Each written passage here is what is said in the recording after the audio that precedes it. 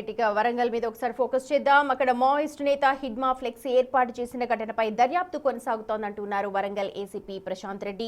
ఘటనపై ఇప్పటికే కేసు నమోదు చేశామన్న పోలీసులు ఇద్దరిని అదుపులోకి తీసుకున్నామన్నారు. నిషేధిత సంస్థల్లోని వ్యక్తుల ఫ్లెక్సీలు పెడితే చూస్తూ ఊరుకోమని చెప్పారు ప్రశాంత్ రెడ్డి. కాలం చెల్లిన మావోయిస్ట్ సిద్ధాంతాన్ని ఎవరూ సపోర్ట్ చేయొద్దన్నారు. దశాబ్దాలుగా అజ్ఞాతంలో ఉన్నవారే లొంగిపోతున్నారంటున్నారు ఏసీపీ. ఇక భావ ప్రకటన స్వేచ్ఛకు పరిమితులున్నాయని చెప్తున్నారు. శాంతి భద్రతలకు విఘాతం కలిగే చర్యలను ఉపేక్షించము అంటున్న ఏసీపీ ప్రశాంత్ రెడ్డితో మా ప్రతినిధి వేణు ఫేస్ టు ఫేస్ చూద్దాం.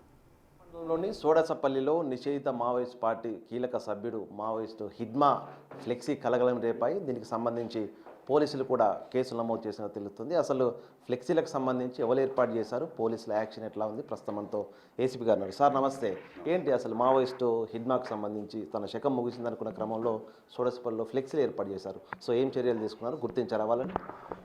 మావోయిస్ట్ హిడ్మా శకమే కాదు, మావోయిస్ట్ పార్టీ యొక్క శకమే ముగిసిపోయింది. కేంద్ర ప్రభుత్వం ఈ విషయంలో ఎలా వ్యవహరిస్తుందో మీ అందరికీ తెలుసు.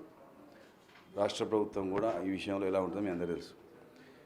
ఈ హిడ్మా అనే వ్యక్తి ఎదురుకాల్పుల్లో మరణించిన తర్వాత ఈ వివిధ వార్తాపత్రికలు రకరకాల మీడియాలో అతని గురించి కథనాలు వస్తుంటే షోడశపల్లికి సంబంధించిన కొయ్యడ సురేష్ అనే వ్యక్తి, అతనితో పాటు ఒక బుచ్చయ్య అనే వ్యక్తి ఈ మీడియాలో వచ్చిందన్నంత కథనాలు అందరినీ తీసుకొని నిన్న ఎర్లీ అవర్స్లో అక్కడ షోడశపల్లి ప్రాపర్లో ఈ రకంగా ఒకటి ఫ్లెక్సీలా పెట్టాడు చనిపోయిన దాని విషయంలో. తెలియంది కాదు, అందరూ తెలుసు, అందరూ మీడియా వస్తుంది, ప్రతి ఒక్కరి చేతిలో కూడా సెల్ ఫోన్ ఉంటుంది. ఇట్స్ ఎ బ్యాండ్ ఆర్గనైజేషన్, మన దేశంలో బ్యాండ్ ఆర్గనైజేషన్. ఆ యొక్క మావోయిస్ట్ పార్టీ ఆ యొక్క వ్యవహారం వారి యాక్టివిటీ వల్ల ఎంత అపార నష్టం జరిగింది, ఎంతమంది ప్రాణాలు పోయినా, ఎంతమంది అమాయకులు బలయ్యారో తెలుసు. సో చట్ట వ్యతిరేకమైన కార్యకలాపాలు చేస్తున్న ఏ వ్యవస్థకైనా దేనికైనా కూడా స్థానం లేదు. ఈ విషయంలో central government and state government చాలా సీరియస్గా ఉంది. ముఖ్యంగా వరంగల్ జిల్లా పోలీసులో సిపి గారు చాలా స్పష్టమైన ఆదేశాలు ఇచ్చారు.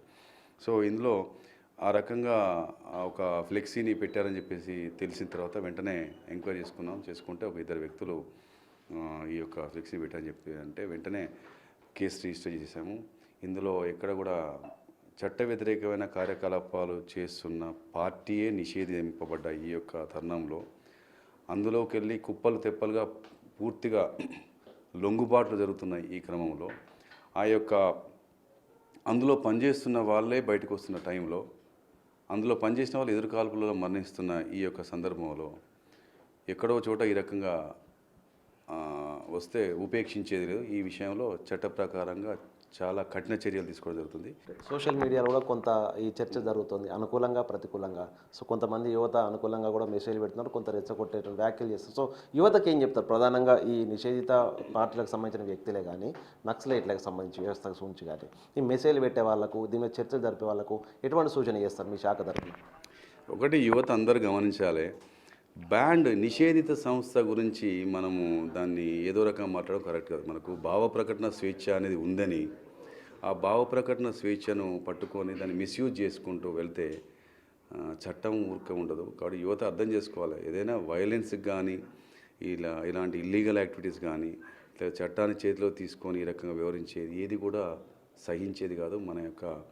మన భారత శిక్షా స్మృతి, బిఎన్ఎస్ కావచ్చు, బిఎన్ఎస్ఎస్ కావచ్చు, స్పెషల్ అండ్ లోకల్ లాస్ కావచ్చు, ఏమున్నా ఈ భారతదేశంలో ఈ ఉన్న ప్రతి చట్టం కూడా ఏది లీగలైజ్, ఏది ఇల్లీగల్ అనే విషయం స్పష్టంగా ఉంది. యువత అందరూ అర్థం చేసుకోవాలి. ఇల్లీగల్ యాక్టివిటీస్, బ్యాండ్ అవుట్ఫిట్స్ ఇలాంటివి ఉన్న ఈ సందర్భంలో ఇలాంటి యాక్టివిటీస్ వల్ల ఏం జరుగుతుందో క్లియర్ కనిపిస్తుంది. Some people are surrendering, most of the people are surrendering and in some encounters ఎదురుకాల్పులో కొంతమంది పోతున్నారు.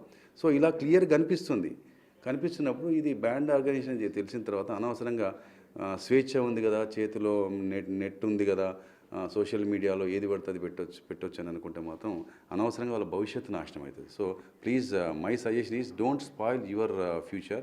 తెలిసి తెలియని వయసులో ఉన్న అడాల్సెంట్ ఏజ్లో ఉన్న పిల్లలు అలాంటి పోతుంది. జనరల్గా వెపన్ అంటే కొందరికి అట్రాక్షన్ ఉంటుంది. అవి ఇప్పుడు ఆ బొమ్మ కూడా ఏంది, వెపన్ పెట్టాడు, ఆ వెపన్ చూస్తే ఏదో షో కనిపిస్తుంది, ఏదో అనుకుంటారు. సో ఇప్పుడు వెపన్ కాదు, మనకు కావాల్సింది మంచి వర్డ్స్, మన తెలివి కలం గొప్పదా కత్తి గొప్పదా అని చిన్నప్పండే. సో చివరి కలమే గొప్పదనే విషయం తెలుసుకోవాలి అందరూ. ఆ కలమే మనకు బువ్వ పెడుతుంది. ఈ తుపాకులు తూటాలతోని మనం కడుపు నిండదు.